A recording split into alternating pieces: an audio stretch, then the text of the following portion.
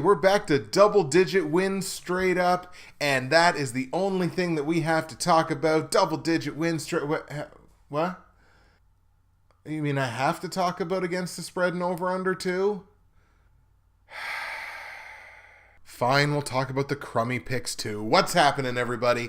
Justin, Bridgewater's Finest on YouTube, Blockbuster_guy on Twitter, and welcome to week 8 of my weekly NFL pick show for the 2017-2018 NFL season. And some of the picks, Week didn't exactly get off to a great start, losing the Thursday Nighter, which of course was also the gold pick, and we missed it by a country mile because of this weird flag garbage at the end of the game. But we rebounded rather nicely, at least straight up. Ended up going 10-5. Once again, anytime you get to double digits, it's been a good week. 10-5 straight up has me 65-41-0 so far straight up on the season, and we will definitely take that. But it's when you look over at the against the spread and over under plays from last week.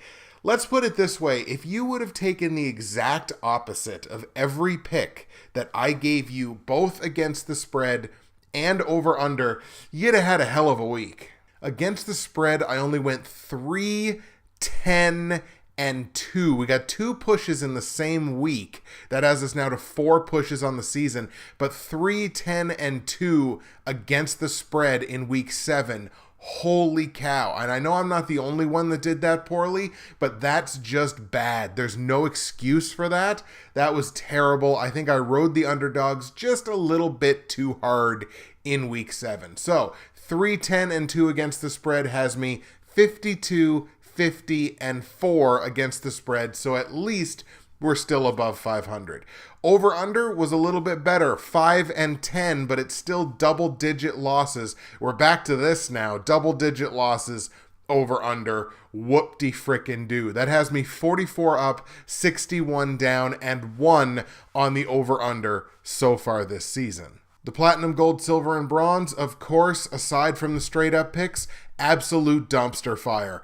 Bronze pick, I told you to take Pittsburgh to beat Cincinnati. They did that. They doubled them up 29-14. Was an against the spread loss. I told you to go Cincinnati plus 5.5, and it was an over-under loss. I told you to stay under 41 points.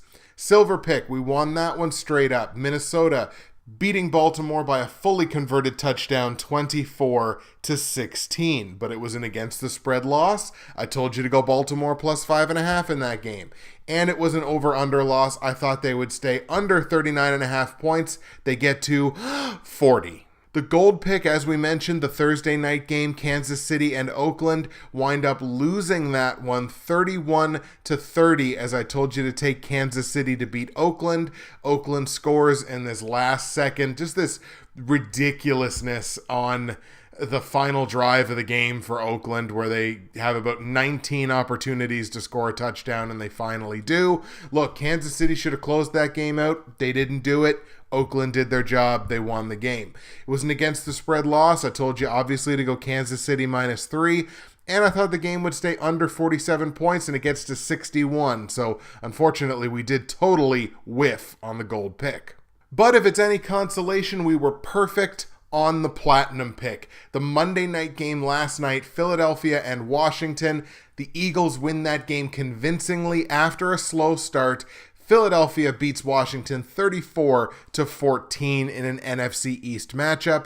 It was an against the spread win. I told you to take Philly -4.5. That works out. And it was an over-under win, as I told you to go over 48.5 points, and they get to 58. So platinum, gold, silver, and bronze, I was 3-1 straight up, but only 1-3 against the spread and over-under. Pretty reflective of the week as a whole. Taking a look now at the Bridgewater's Finest and HATBOX Pick'em pools for Season 6 of my show and Year 4 of the HATBOX pool. Starting in my pool, Bridgewater's Finest straight up pool, I am now in 3rd place out of 35, slipped out of the 2nd place spot. 566 out of 858 possible confidence points. That is a clip of 66%.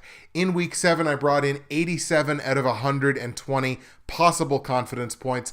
That is a clip of 73%. We'll take take a 70% week wherever we can get it. Shout out to our week 7 winner, Chicago_span, Trubisky for MVP, Steven Spanich, I believe. I'm probably pronouncing that last name horribly wrong. He went 14-1, however you pronounce it, 14-1. That's a pretty incredible week. 116 out of 120 possible confidence points. That is one of the great all-time weeks in the Bridgewater's Finest pick'em pool with the confidence point system. 97%. Holy cow, why you gotta beat our asses so hard, Span. 69 King remains the overall leader, but this is tight. Look, I'm in third place. I'm only trailing by 14 points, which means there's another person right in the middle there that's trailing by significantly less than that. 69 King, though, still holding on to the top spot. Now 64-42 straight up, which means I actually have a better straight up record now than does 69 King. But they've managed the confidence points better than I have. 580 out of 858 possible confidence points. That is a clip of 68%. So shout out to Trubisky for MVP for winning week 7 and 69 King for remaining, barely, but remaining the overall leader in the Bridgewater's Finest pool. We take a look at the HATBOX Pick'em pool. Again, I think it's year 4. I've now slipped down into a tie for 6th place out of 38 people making picks in that league. I was tied for 2nd. We fell off a little bit here. My 65 straight up wins in 106 games played is a 61% clip. In week 7, obviously going 10-5, so I was 10 for 15. That's a clip of 67% straight up, and we'll definitely take that. Shout out to our week 7 winner. Actually, there were 5 teams that were tied at 13-2. Very excellent weeks in that pool. So 5 teams are tied at 13-2. That's a clip of 87% in week 7, and that is a huge clip. Shout out to our new overall leader, RellEaglesFly. TJ Harmon, a fellow NFL YouTube prognosticator, now takes the out-and-out lead, taking it away from Discolos. 68 correct picks straight up out of 106 games played. That is a clip of 64%. He leads me by 3. He's the new overall leader. So shout out to Trubisky for MVP and the 5 teams that won in the HATBOX pool for winning week 7. And to 69 King and RellEaglesFly for being the overall leaders in the Bridgewater's Finest pool and the HATBOX pool. I'm going to take a deep swig of my sweet cherry brew as we move into Fantasy Corner and take a peek at how my 4 fantasy football teams did in week 7 action. And I ran the table after looking like it was going to be like a 1-3 week, maybe scrounge out a 2-2. I wound up 4-0, wound up winning all my leagues. One was a pretty tight matchup. A couple of them really came down to the Monday Nighter, but we wound up winning all of them at 4-0. So obviously, in the Professionals Dynasty League, I had a win in week 7 over Half Moon's picks, Stephen Coleman, fellow NFL YouTube prog. That team now sits at 4-3, and I've got a week 8 matchup, another YouTube prog matchup against Gavin O'Connor, Gavin OC4. That is a projected victory for me, but anything can certainly happen. We go to the NFL YouTube Prognosticators Fantasy Football League. I had a win in week 7 over Jackalopes. That was the matchup for first place overall in that league. I got the win. I moved to 6-1 on the season after being one of the lowest projected teams after the draft. I sit at 6-1. Thank you, Zeke Elliott, the only reason that I won that matchup. So I am in first place in the Progs League as of right now. I have a week 8 matchup coming up against Ryan C. It's a projected victory for me, but again, anything can happen. So, shout out to Half Moon's picks and Jackalopes for the matchup. Thank you for the matchup in week 7. And Gavin O'Connor and Ryan C. This team coming off of back-to-back wins all across fantasy. These teams are coming for you. That is Fantasy Corner from week 7. And of course, I'll take this opportunity, as I always do, to remind you that if you go to the description of the YouTube video, as well as the description on iTunes or SoundCloud, you're going to find all of my results from week 7, all of my straight up against the spread and over under plays for week 8 in the NFL. You're going to find information on joining the Bridgewater's Finest and HATBOX Pick'em pools for Season 6 and Year 4. It's never too late to get joined up. Put your picks head-to-head against mine. See if you can get yourself shouted out on the show by winning a week. You're also going to find information on subscribing to the HATBOX Nation YouTube channel. My parlays continue unabated from last week into this week. We're still looking for a bit more success there, but I'm having a lot of fun doing them so far. You're going to find information on joining the NFL YouTube Prognosticators Facebook page. We talk football all damn week. All your favorite progs are there. Make sure you join up and get in on the action. And finally, you're going to find information on Nerd Tees. If you use the promo code BWFinest, you are going to save 15% at checkout. And for my Canadian listeners, free shipping on any orders over $50. Folks, I'm drinking it right now, the Sweet Cherry Brew, and it's delicious. So make sure you visit nerdtees.ca. Link and promo code are in the description below. BWFinest, save 15%. This week, Week 8, may not be the most difficult slate of games, but it's arguably the most important slate of games in the whole season because this is our 13-game week. There's only 13 games scheduled to hit the field this week. If you can get a double-digit week out of a 13-game week, you are really going to be doing something right with these picks and propelling yourself forward. It's a pivotal week in the NFL season. Let's get it going.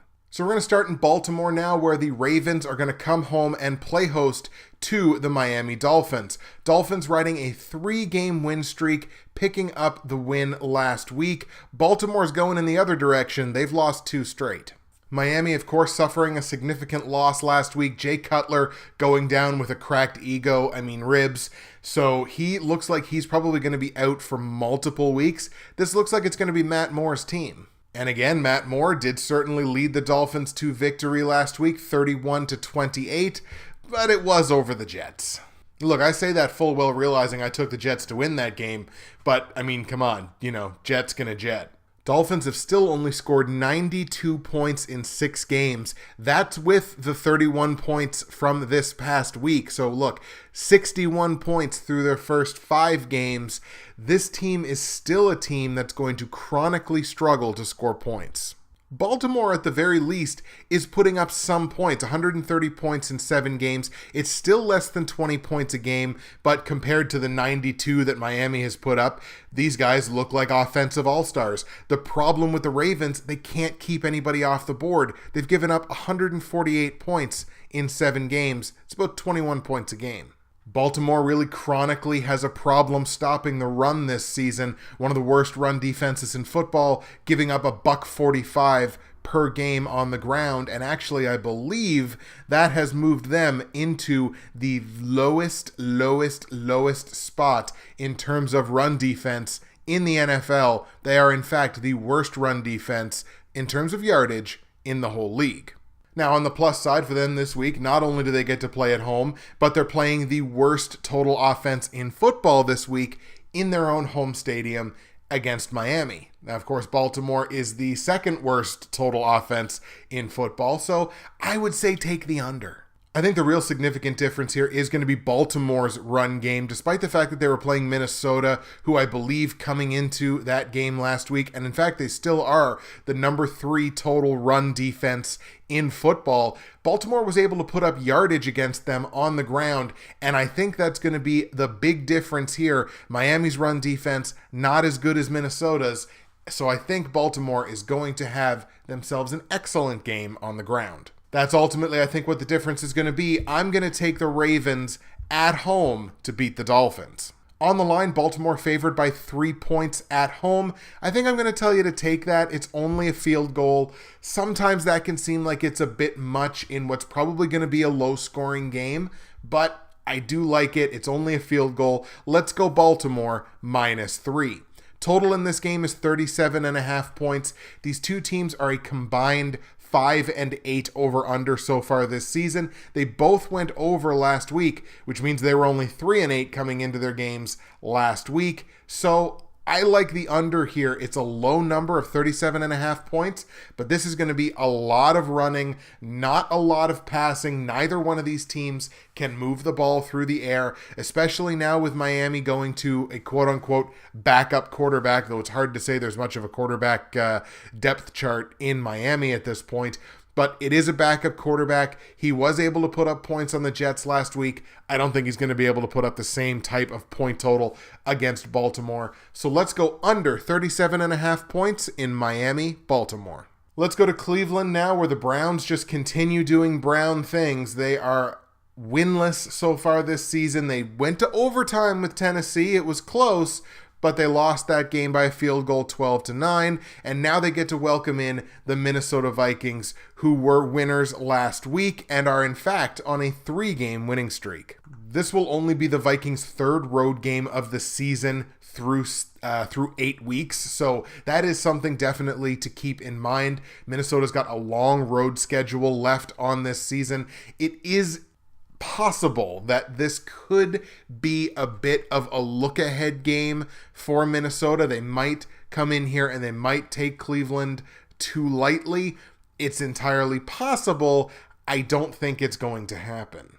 Minnesota continues to play a very complete game on the offensive side of the ball. They're not going to throw you totally for a loop in the passing game. They're kind of middle of the pack, a little bit better than middle of the pack in terms of their pass offense. In terms of their run offense, they're just inside being a top 10 total run offense.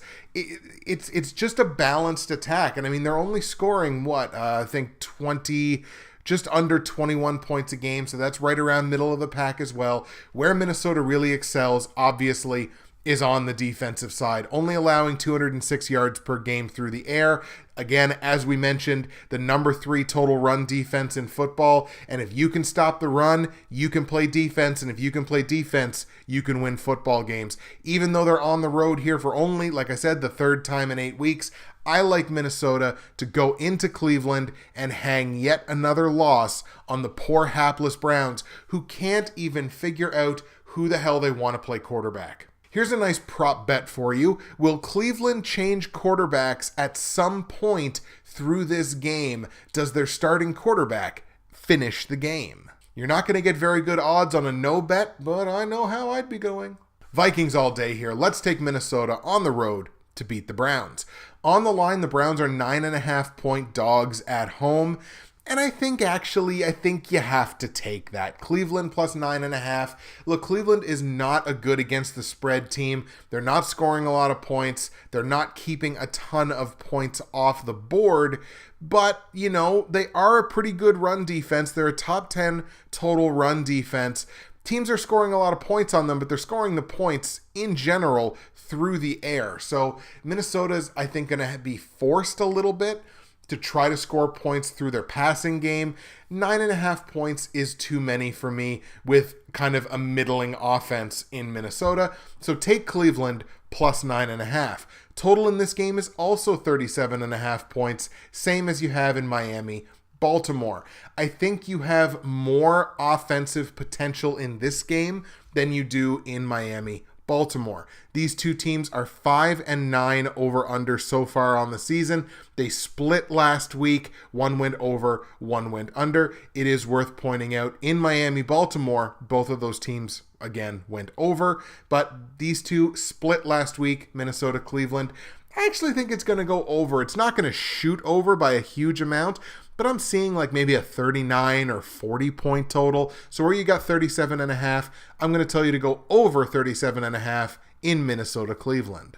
Let's go to Buffalo now, where the Bills get to return home with one of the league's best scoring defenses in order to take on the Oakland Raiders. The Raiders might be sitting at 3-4, but they did win last week, as I mentioned, and the offense certainly looks better. Buffalo also coming up with a win last week, holding on to beat the Bucs 30-27. That's always kind of a fun matchup, too. Two teams coming in off of, close games where they either had to come from behind or try to hold on at the end. Bills have the number 2 scoring defense in football, only having given up 101 points in 6 games. Problem with that being, they've only scored 119, so their margin of victory is only about a field goal.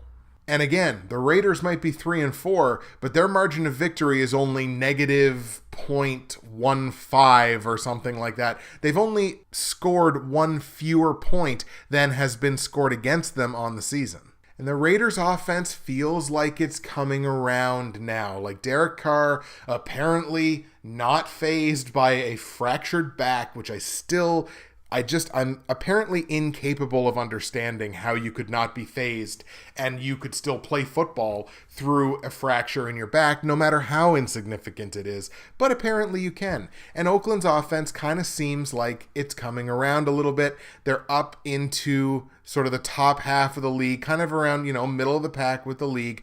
The run offense is doing well. The pass offense is coming around. Now, it's worth noting, Oakland's going to be probably without Marshawn Lynch in this game because of that absolute stupidity in the game against Kansas City where he runs off the sideline, off the bench, and then shoves a referee because apparently he's a moron. And, my emotions. Well, yeah, sports are emotional, but that doesn't mean you shove referees. Like, that's just not the way that works. Those two things, one does not explain the other. But anyways, they're likely going to be without Lynch. Now, he is appealing the one-game suspension that he received from that. He was kicked out of that Kansas City game, so just another reason why the Chiefs should have won. But he was kicked out of that game. He is on pace to be suspended for this game, but that could potentially change. I know Jalen Richard is a very popular fantasy ad, but he's going to be walking into a Buffalo Bills defense that is not exactly the most porous on the ground. Buffalo, the number 7 run defense in football, only giving up 84.5 yards per game on the ground. And as I mentioned, they're the number 2 scoring defense in football, giving up less than 17 points per game. Buffalo thus far is undefeated at home, and they will definitely put a tax and a test on that Oakland run defense, which is currently giving up $114 per game on the ground. But I actually like the underdogs here. I got kind of a gut feeling about Oakland. I feel like the Raiders have maybe turned a corner here, and I don't think Buffalo is as good as their 4-2 record would indicate to you. Again, that offense really struggles to put up points, and they've had to ride their defense, which is fine as long as the defense holds up. Oakland will really tax that Buffalo defense, certainly in the secondary. I think Derek Carr is in for a good game here. I like Oakland in the upset. I'm going to take the Raiders on the road to go into Buffalo and hand the Bills a loss. On the line, Buffalo favored by 2.5 points at home, so obviously where I like Oakland to win, I like Oakland's side of that line. Take Oakland plus 2.5. Total in this game is 45.5 points. I have to tell you to stay under on it. The two teams are only 5-8 over-under combined this season. Now, they both went over last week, which means they were 3-8 coming into their games last week. I'm seeing like a 40-41, something like that, so it's comfortably under this total. I will tell you to stay under because I'm not sure what we're going to get from Buffalo's offense on a week-to-week basis. I'm going to tell you to stay under 45.5 points in Oakland, Buffalo.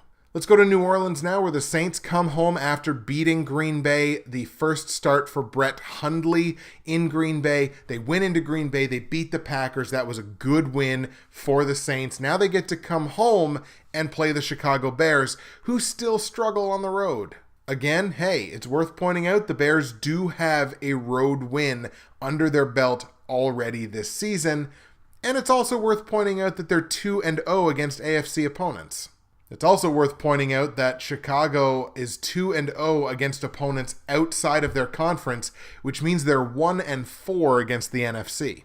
Meanwhile, Saints are 3-1 against NFC opponents on a 4-game winning streak, playing some excellent football, scoring points, keeping points off the board at a better clip than they were earlier in the season. This Saints team may be gelling at just the right time. Look, any team that plays the Saints, whether it's in New Orleans or not in New Orleans, any team that plays the Saints understands that they're going to be able to move the ball. The Saints are historically, and then even this season, not a great defense. This season, they're a good defense that's improving, but they're not a great defense by any means. Chicago is going to be able to move the football on New Orleans, especially in the run game. Look, Chicago's a top 10 run offense, $126 per game on the ground. Jordan Howard, Tariq Cohen, they're going to be able to move the football on the ground. But if this game gets into a shootout, which most New Orleans games do, I don't think they have the pass attack to keep up with Drew Brees and the passing weapons that they have on that Saints side. I think Trubisky is playing fine. I just don't think he's got the firepower to stick with an offensive team like New Orleans. That's why I'm going to go with the Saints, especially where it's in the Saints home building. I like New Orleans at home to beat Chicago. On the line, New Orleans is favored by 9 points at home. That's a little bit too much for me. I think this is going to be a shootout. I think it's going to be a high-scoring game, but I full well expect Chicago to get their points in this one. 9 points, just a little bit too many for me. If Chicago was like this all-world terrible defense, like if they were like San Francisco or Indianapolis, then sure, New Orleans -9 all day, but they're not. Chicago's a capable defense, and they're capable of scoring points, certainly on the ground in this game. So 9 points is too many. I'm going to tell you to go Chicago +9 at New Orleans. Total in this game is 48. I'm going to tell you to go over on it because I think there's going to be plenty of points in this game. The two teams are 6-7 over/under so far this season, but they both went under last week, which means they went into those games last week 6-5 over/under. I do think this number goes over, maybe not by a lot, maybe by a field goal or so, but I like over 48 points in Chicago, New Orleans. Let's go to New York now, where the Jets are all of a sudden losers of 2 straight, back under 500, maybe come back down to earth a little bit, and now they have to play host to the Atlanta Falcons, chronically underperforming so far this season, especially on the offensive side, and they are losers of 3 in a row after starting the season 3-0. Worth noting here that the Falcons are 0-3 against AFC opponents. Now, their AFC opponents have been of a higher caliber, of course, than the New York Jets, but they're still 0-3.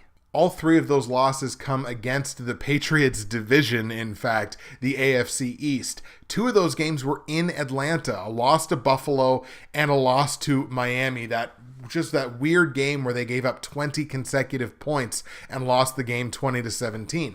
Just absolutely mind-boggling how they could lose that game. The Buffalo game, I get it. Buffalo's an incredible defense, but the Miami game was really the one that was like, oh, Jesus. But now they got to go to New York, play the Jets. If they're going to get one win in this division, it's going to be against the Jets. Let's see if the Jets' number 25 ranked total defense can finally be the remedy to the offensive problems that the Falcons are having. And it's incredible to me that we're talking about the Falcons and offensive problems. Now, there's a big push right now for the Falcons, I believe, to fire at the very least their offensive coordinator, if not more than that.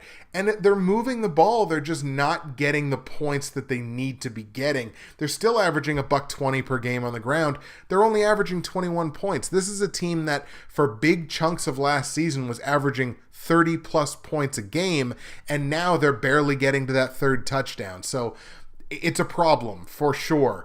I think this could be a nice remedy for them this week. I think the Jets' defense will make the Falcons' offense look a little bit better than their numbers have so far on the season. You have to like Atlanta here. I can't imagine the Falcons going 0-4 against this division. So even though the game's in New York, you got to like the Falcons on the road to beat the Jets. On the line, the Jets are 4-point dogs at home. I'm going to give this to Atlanta -4. It's less than a touchdown. This is a team that Atlanta should beat. If Atlanta loses this game, changes will happen. Because if they lose this game, that's 4 games in a row that they will have lost, and it's going to be a real struggle for them to keep pace in this division. With the Saints playing well, the Panthers playing all right, even though they've lost 2 straight games, the Panthers have the ability to turn things around, and that would put them potentially 2 full games behind in the division. That's going to be a huge problem. It's going to put them down there with the Bucks.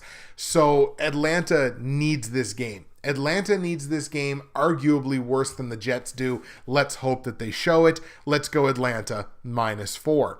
Total in this game is 46.5 points.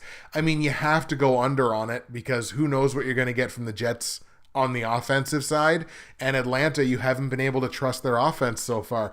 The two teams are 5-8 combined over under. They split their games last week. Let's go under 46.5 points in Atlanta, New York. With the caveat being, if the Falcons finally figure it out offensively, this number could sail over. Hey, we mentioned Tampa Bay. Let's talk about the Bucks. The Bucks are going to go home and play host to the Carolina Panthers, a divisional matchup in the NFC South. Bucks are 2-4 and losers of 3 consecutive games.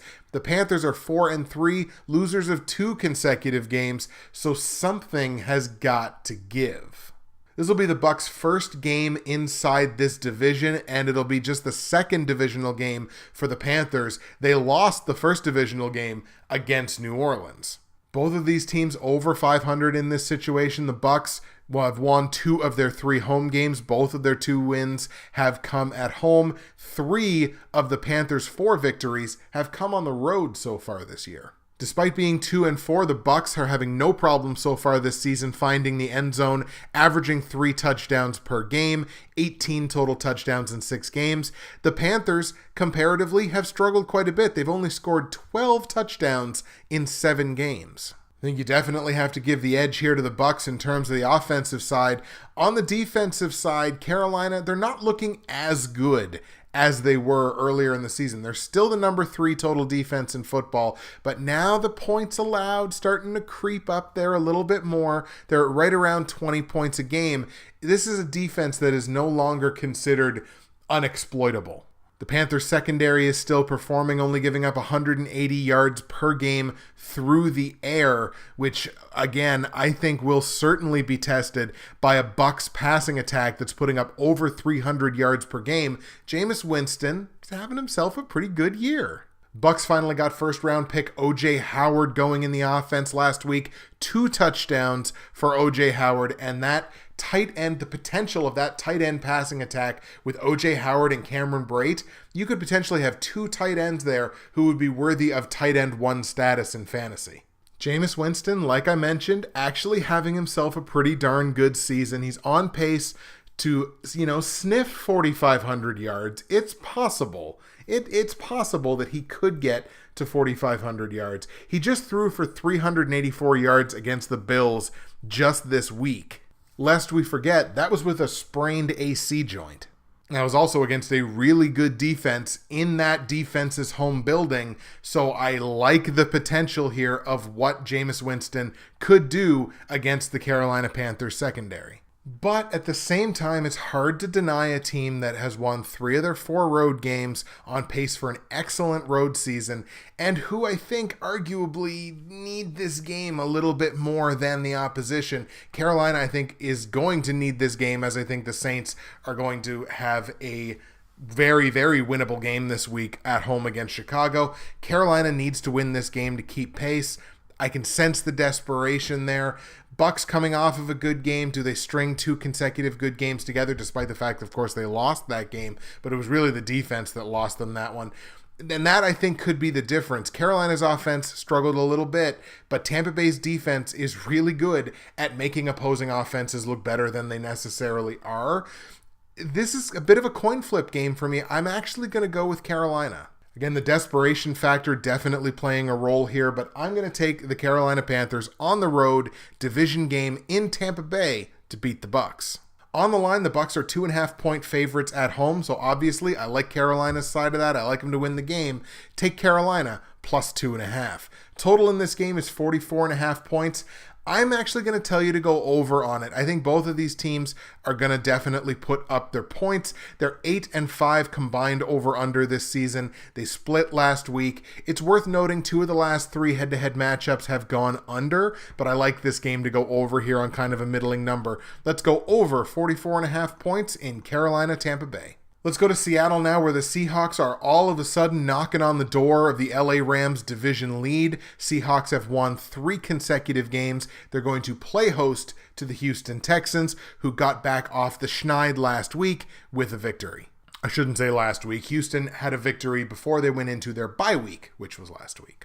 This will be the Texans' first game this season against an NFC opponent, and what a task that's going to be, having to go into Seattle and face the Seahawks. Seahawks defense certainly playing well, only 94 points allowed in 6 games. They're just doing Seattle Seahawks things. The Seahawks offense also looking really good last week, putting up the points. The Seahawks offense coming around, now the second best offense in that division behind, of course, the Rams. Legion of Boom so far, once again, top 10 total secondary in terms of pass yards allowed, still giving up only around 190 yards per game through the air, so Deshaun Watson is certainly going to have his work cut out for him in this game. They've still got to shore up that run defense, and that's where Houston, I think, may be able to exploit a real weakness in the Seattle defense. They're still giving up too many run yards per game. $113, almost $114 per game on the ground allowed by the Seahawks. Worth noting that Houston, a top 5 run offense in football right now, number 3 overall. In what I think will be a deceptively high-scoring game, I'm still going to take the hometown Seahawks. I like their potential to score points this week. I like Houston's potential to score points this week. Bit of a shootout. Wouldn't necessarily expect the game to be a shootout, but I'm going to take Seattle's side of it. I like the Seahawks at home to beat the Texans.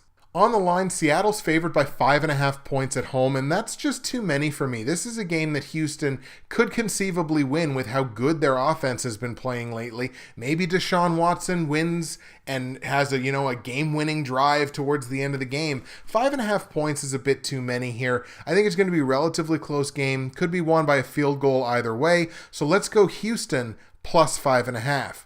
Total in this game is 45.5 points.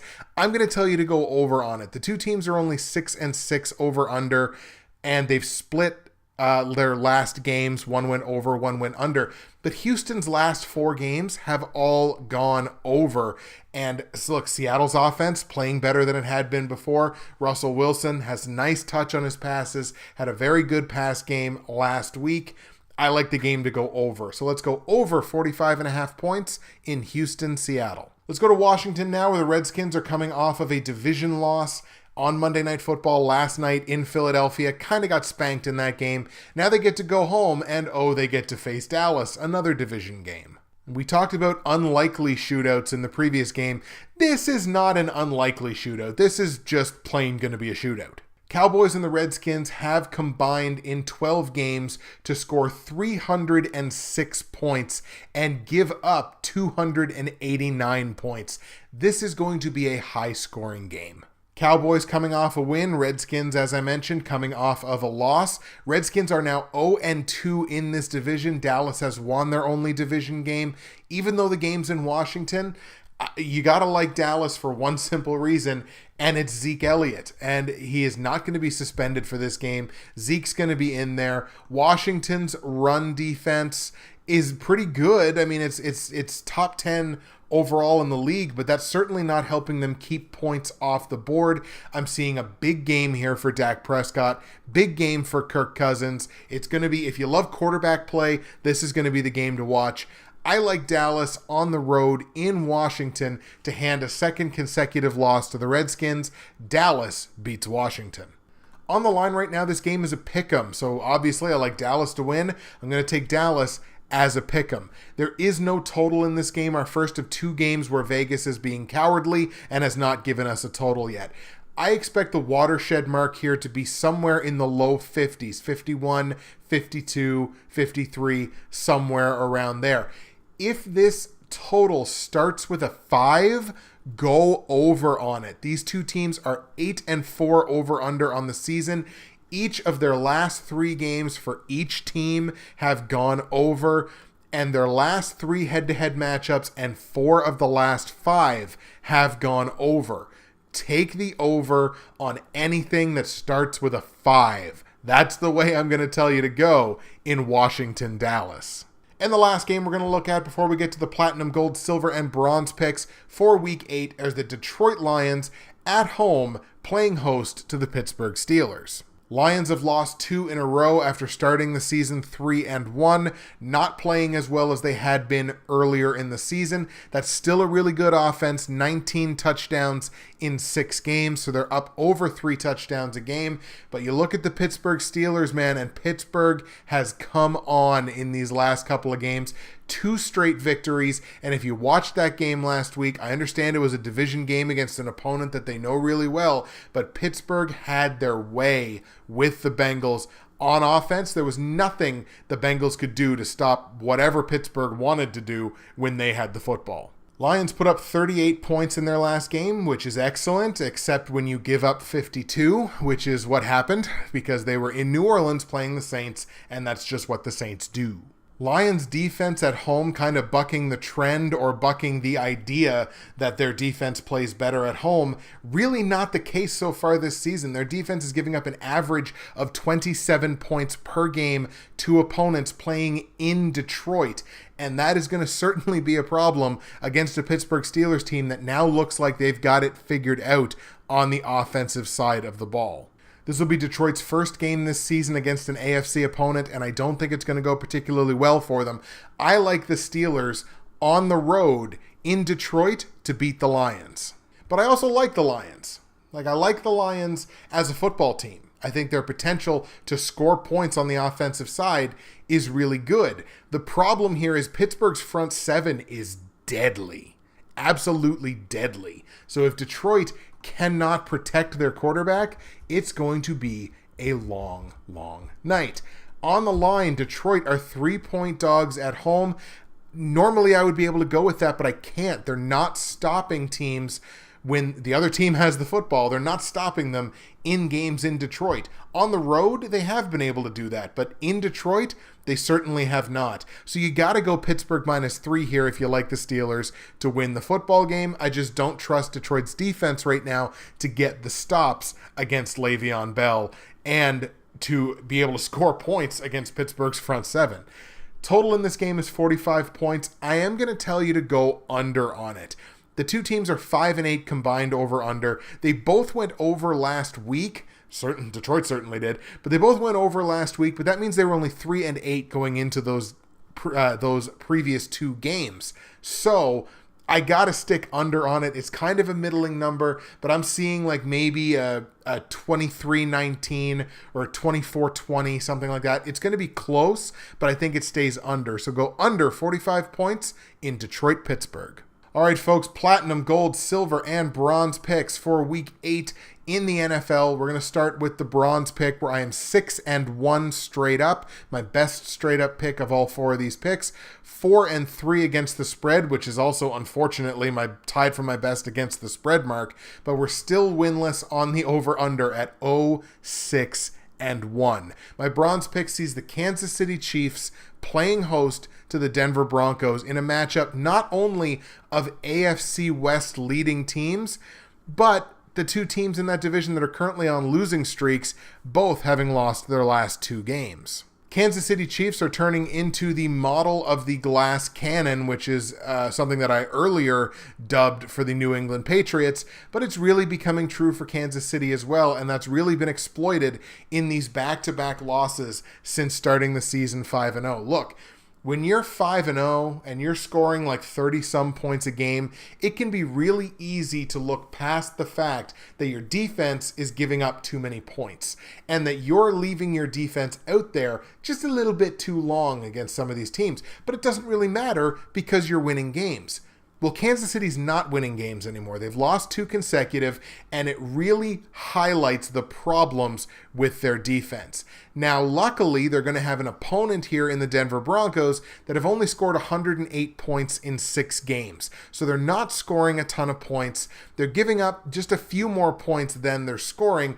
It's a really good defense in Denver. It's still a really good defense. Obviously the no-fly zone, but Denver's not in Denver in this game. So it's going to certainly play a role. Kansas City always gets up for these games against Denver. The crowd always gets up for these games against Denver.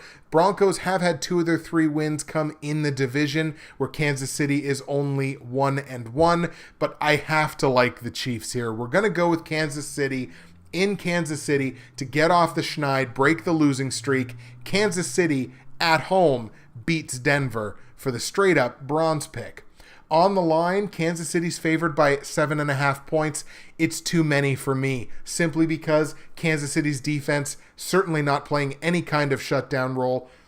The more the season goes on, the more evident it is just how much they miss Eric Berry as a run-stopping safety, blitzing safety, coverage safety, just doing everything that Eric Berry does. They miss him more and more every week. So 7.5 points. If it was under a touchdown, maybe I'd take it. But 7.5 points, it's too many for me. Let's go Denver plus 7.5 in a division game that they could conceivably come up and win. Total in this game is 43.5 points. I'm going to tell you to go over on it. The two teams are a combined 8-5 over-under on the season, despite the fact that Denver has only scored, 106 or 108 points so far this season. They split their games, their previous games, but 3 of the last 4 head-to-head matchups between these two teams have gone over. And that 4th game was a push on the exact total, and it was right around this total of, I think, like 42 points. So I'm actually feeling like 46, 47, something like that. It's comfortable for me to go over 43.5 points. So Kansas City beats Denver straight up. I like Denver plus 7.5 on the line, over 43.5 points. That is your bronze pick. My silver pick, where I'm 4-3 both straight up and against the spread, and 3-4 on the over-under, sees the Philadelphia Eagles playing host to the San Francisco 49ers. This game should go without saying. Philadelphia's offense is on fire. I just tweeted last night that Carson Wentz is tougher than a $2 steak on half-off weekends that was left on the grill a minute too long. Carson Wentz is the quarterback of the future in this league, and he's just going to have another game to display exactly why against the lowly San Francisco 49ers. Maybe you might think about San Francisco's side of the spread if the game was in San Francisco, but straight up, this game is not in doubt. It would be higher if I didn't have Philadelphia as like my platinum pick last week. But let's go Philadelphia at home to beat the 49ers. On the line here, Philadelphia, 10.5 point favorites against San Francisco. You know I don't like those double-digit spreads, but when you're Philadelphia and you're scoring points like the Eagles are and playing defense the way the Eagles are, despite the fact that, again, they're still being ravaged by injuries, look, it's San Francisco. They're a terrible ATS team. Take Philadelphia minus the 10.5 points. This is the other game where there is no total in the game so far. I think the watershed mark is somewhere around 48, but if you get like a 48, 49, even a 50, I would say go over on it. The two teams are 9-5 combined over-under on the season, and each of these teams' last 2 games have gone over. So if you get anything with a 4 in front of it, take the over. If you get a 50, maybe even a 51, potentially go over on it. Anything more than that, you're probably going to want to stick to the under. So, Philadelphia beats San Francisco straight up. I like Philadelphia minus 10.5 on the line. Again, there is no total, but I would say go over anything with a 4 or a very, very, very low 5 at the start of it. That is your silver pick. My gold pick, where I'm 5-2 straight up, 3-4 against the spread, and 5-2 on the over-under. That's 5 of my 44 over-under wins on the season that have come in this gold pick, so that's going well. Sees the Cincinnati Bengals at home taking on the Indianapolis Colts, and this is really just a situational thing. I didn't think Cincinnati looked terrible against Pittsburgh. I think Joe Mixon was able to run the ball a little more effectively on Pittsburgh. I'm starting to wish that they would just give Joe Mixon the ball and let him run with it. But exactly what I said was going to happen in the preseason is what's happening. And they're sticking to this, we have a 3-headed monster at running back. No, pick your guy and go with your guy. Your other guys, just sprinkle them in on third down, change of pace, stuff like that. Joe Mixon should be the guy that should be getting the volume of the carries in this offense, and he's not really doing it. But it's an excellent matchup for Cincinnati here against Indianapolis. Cincinnati on the defensive side of the ball, they're arguably the best defense. Well, they're the best statistical defense, barely, in that division. Their offense, they're the worst statistical offense in that division, but nothing helps that better than playing the Indianapolis Colts, who have given up 222 points in 7 games this season. That's an average of over 30 points a game. Cincinnati's definitely going to get their points. Their offense is going to be righted in this game. I love the Cincinnati Bengals at home to beat the Indianapolis Colts. On the line, Cincinnati favored by 10 points at home. Can't give that to them. Want to give that to them because I think that could potentially be how it goes. Honestly, I think Cincinnati might blow them out. But I can't give it to them right now because they haven't done anything to prove that they deserve that. So let's go Indianapolis plus 10. Could be a backdoor cover potentially, but I do think that Indy will cover that. Indianapolis plus 10. Total in this game is 41.5 points, and this is the most coin flip total of any of the games this week, because I honestly think this is going to be about a 42-point game. So technically, that's over. The two teams are 7-6 combined over under this season, and they split their last games. So it's a perfect coin flip situation. So let's flip the coin, which has not been overly helpful to me this season, and let's go over 41.5 points, because I do think Indianapolis will score something, certainly, in this game. So, Cincinnati beats Indy straight up. I like Indy plus 10 on the line, over 41.5 points. That is your gold pick. And the platinum pick, where I am 5-2 straight up, but only 2-5 against the spread and over-under. It's the only game we haven't talked about. The New England Patriots at home taking on the LA Chargers.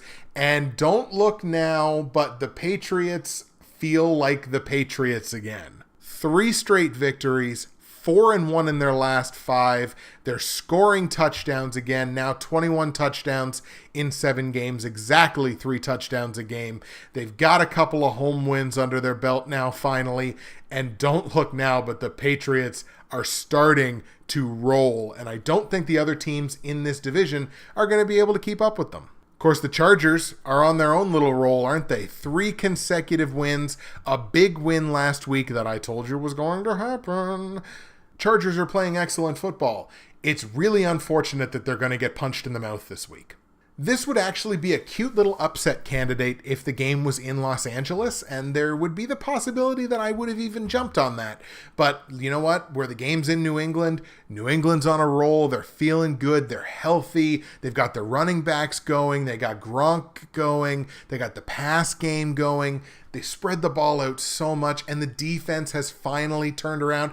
I tell you, I've been incredibly impressed with Kyle Van Noy in the last 2 or 3 games. His name always seems to pop up on the broadcast. It seems like he's always in the right place, doing the right things. I'm glad I picked him up in fantasy a few weeks ago. He's been playing very well for me, and he's really shored up that Patriots defense, playing so much better than they were just 3 weeks ago.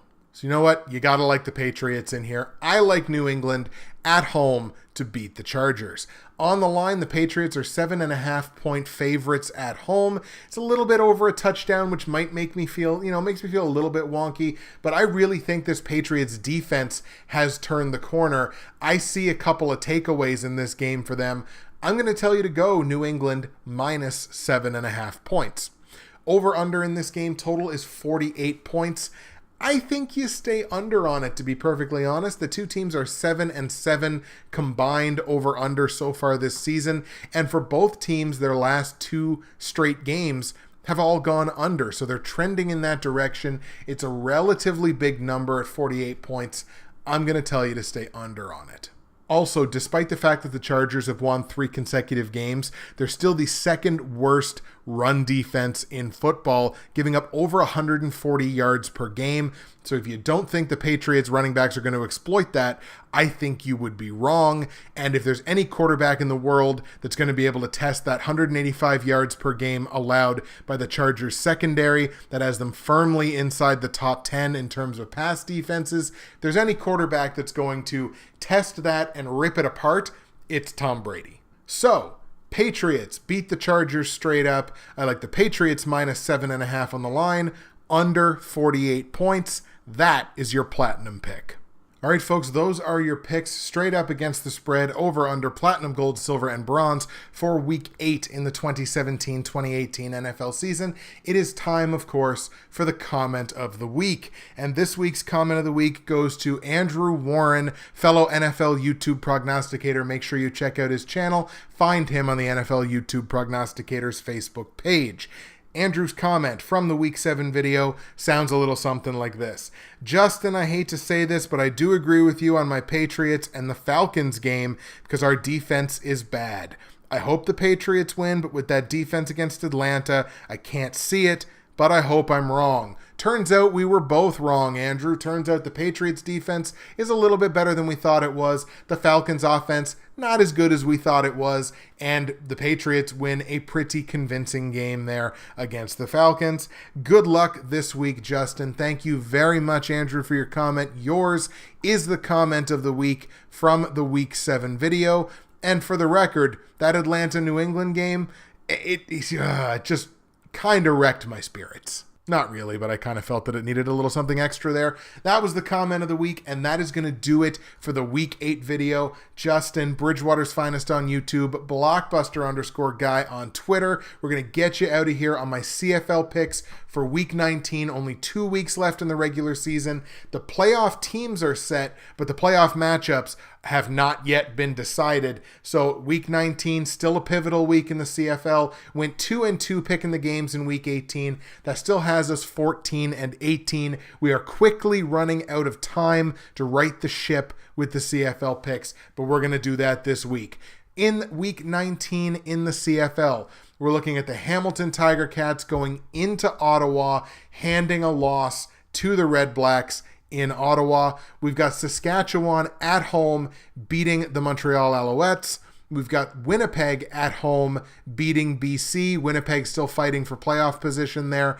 And we've got the Calgary Stampeders going into Edmonton, locking up their conference by beating the Eskimos in Edmonton. That's it for me one more time. Justin, Bridgewater's Finest on YouTube, Blockbuster_guy on Twitter. Of course, like, comment, subscribe, all that fun stuff.